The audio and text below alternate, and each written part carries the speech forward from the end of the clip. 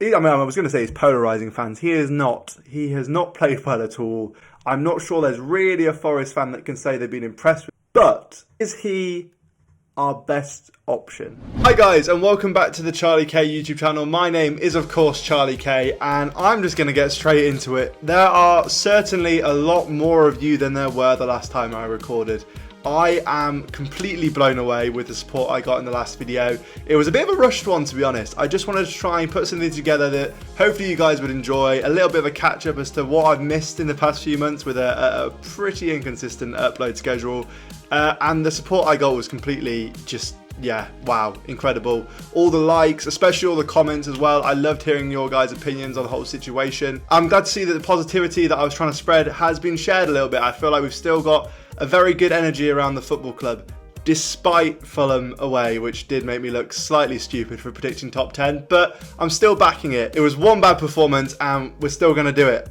Trust me, there's something that's telling me we're going to do it. But yeah, welcome back to the Charlie K YouTube channel. If you're new around here, why not subscribe and join the ever-growing family? It seems we are very much on the road to 500 subscribers now, which is, yeah, mad after 8 videos. I am, yeah, forever grateful for your support. So in today's video, I want to do a little bit of a roundup of the performance on Saturday against Fulham and how he played. Obviously, we did lose 2-0. I want to discuss that in a little bit of depth before discussing really the main topic, and that is the current injury crisis that has hit Nottingham Forest quite severely. So I want to discuss a little bit about what's going wrong there and where we can possibly fill in the gaps whilst players are out. But yeah, so let's get into it and discuss the 2-0 loss against Fulham at the weekend. And to be honest, I think there's a really simple explanation for what happened, and it was we were outplayed, and outplayed specifically in the midfield. I think with a few of the injuries and possibly a few of the newcomers in the likes of Danilo and Scarpa, who I love by the way, Cooper is once again trying to find his best formation within that middle, and I'm struggling to see how we can continue with a Scarpa, Freuler and Mangala central midfield trio. It's just not enough of that physical battling that you get with Yates or Chiarte or that type of player, and it's almost like we've got 3 Rolls-Royce players in the sense that they'll do the pretty things, and Freuler probably can do a little bit more of the dirty stuff and is the better of the 3 out of that. But the midfield 3 in general just seems far too easy to transfer through, and I think we saw that time and time again against Fulham, where they overran that central area and actually we had no answer to it. They could easily cut out to the wings, and when Willian was in the form that he was in on Saturday, it doesn't matter how good Lodi or Aurier are, it's going to cause problems. So I really do think we need to reconsider who we start in the centre. For me personally, I would like to see Freuler start captain. I really rate the guy. I know a lot of what he does is off the ball, but I feel like he is integral to how we're going to proceed and climb the table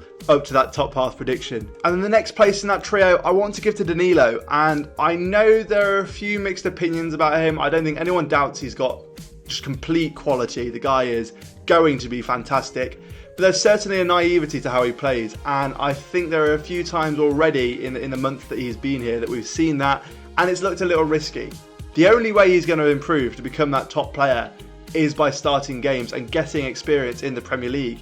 I think the pace, when we first signed him, one of the points that a lot of people were making was the pacing is very different between the Brazilian League and the Premier League. You get a lot more time on the ball in the Brazilian League, and he clearly is still adapting to that.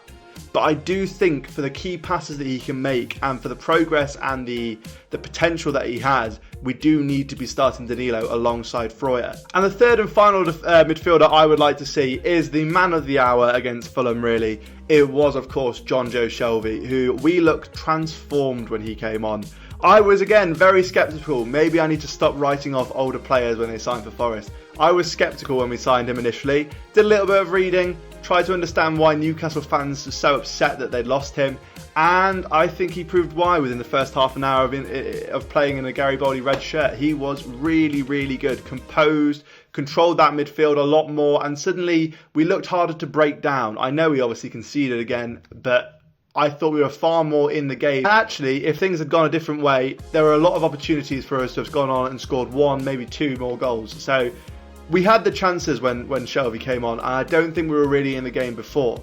So for me, I would like to see Shelvey, Danilo and Freuler as a midfield three. But that's not really what this video is about. I want to talk about what happened in the 9th minute of the Fulham game and how actually it sums up our season a little bit. And that is, of course, Scott McKenna and Willy Bolly coming off injured. That is the quickest double substitution in Premier League history.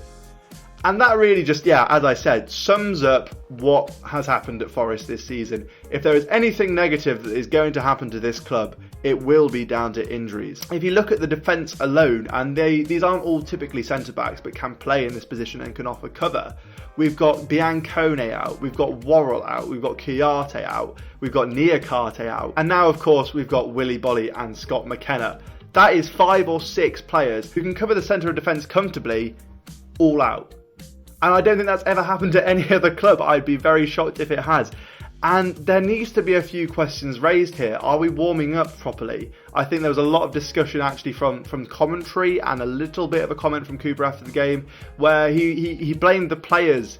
He blamed Bolly and McKenna slightly for the injuries at the start of the game. Possibly they didn't warm up properly. That's obviously all speculation. I think you can also look at the fact that our Fitness and Recovery Centre is also not quite up to Premier League standard. Or is it the physical demand of the Premier League that is causing all these injuries? I think you look at the likes of Bolly and Kouyaté, and possibly it's age coming a little bit into it. And then the new boys to the Premier League like Niakate, McKenna and Biancone. Maybe this step up in physicality and intensity and the increase in defensive output, maybe these all have a part to play. I was a little bit waffly, but hopefully that made sense. So with all that being said, I now think we need to be offering solutions as to what we can do in the absence of these players. And I want to start off at that elusive centre-back role. I'm filming on Thursday evening and we have today tried to recall Steve Cook into the squad. Slightly against Premier League rules, I'm not sure it will be approved, but clearly the Bolly injury is the entire season. That will clearly be the space that is taken up by Cook if he is to return. But if not, what happens then? And I have 2 solutions really. One of them is not very favourable and he is injured currently but should be back soon, and that is Ryan Yates, who has obviously played at centre-back for a little bit for Forest and could do a fine job. That's one thing I just want to put aside there, okay? I understand Yates could do that role, possibly not up to the standard we've currently got, but that's worst case scenario for me, really. Second of all, Serge Aurier, and I think that people are overlooking the fact that Aurier has played a lot of his career at centre-back. Played in that role fairly regularly in the Tottenham system, played in that role at PSG. Now, I don't think it's a secret we've all kind of been expecting a Serge Aurier red card. It is probably asking for one if we put him in the centre of the pitch against someone like Haaland on Saturday. So it is a risky move, but then you actually start to think logically and you think, okay, we can put Williams on the right, who actually since Christmas, since the World Cup, has looked like he's picking up the form that actually, that won us over at the start of the season. So Williams on the right, and then Aurier allows us to have a little bit more pace in the centre, which is something we have been crying out for ever since Niakate got injured. Obviously, with the 2 current centre-backs that we have available, Worrell and Felipe, they're not fast, okay? And I always go on about this on the channel, about how we do need a fast centre-back. But we saw it on Saturday, even against someone like Mitrovic, who isn't the fastest striker, was getting behind our defenders so often. And yes, that's a little bit of positioning, but it's them making those runs and our defenders aren't able to catch them. And for me, having Felipe and Worrell together is just too static. So for me, I would like to see Serge Aurier move into that centre-back role, probably with Worrell for now. I do think eventually I'd like to see Felipe start, but I'm kind of going a little bit off of the reaction of Atletico Madrid fans when they sold him to us. They were quite happy, so there's a little bit of hesitance for me to say, yes, we'll throw Felipe in, but he did have a good game on Saturday. We've discussed the defence, we've discussed a little bit of the midfield beforehand, and now I want to discuss the attack. So, Chris Wood is, I was going to say he's polarising fans. He has not played well at all. I'm not sure there's really a Forest fan that can say they've been impressed with Chris Wood so far. But is he our best option? Obviously, on the bench, we've got Sam Sturridge and we've got Emmanuel Dennis, who can both comfortably play in that role. I think we're seeing with this setup with Gibbs White and Johnson on the wings, it is more of a number 9 role, which on paper does suit Chris Wood the most. But it just seems like everything he goes up for, every challenge he tries to make, I mean, does he try and make a challenge? He looks static, he looks slow, he looks uninterested at times. And when you have someone who works as hard as Sam Sturridge does on the bench, can Chris Wood's reputation alone carry him into the Forest starting 11 when, you know, we're still not out of the clear of the relegation zone? I know I am very positive and I do think we're going to do a lot better than that.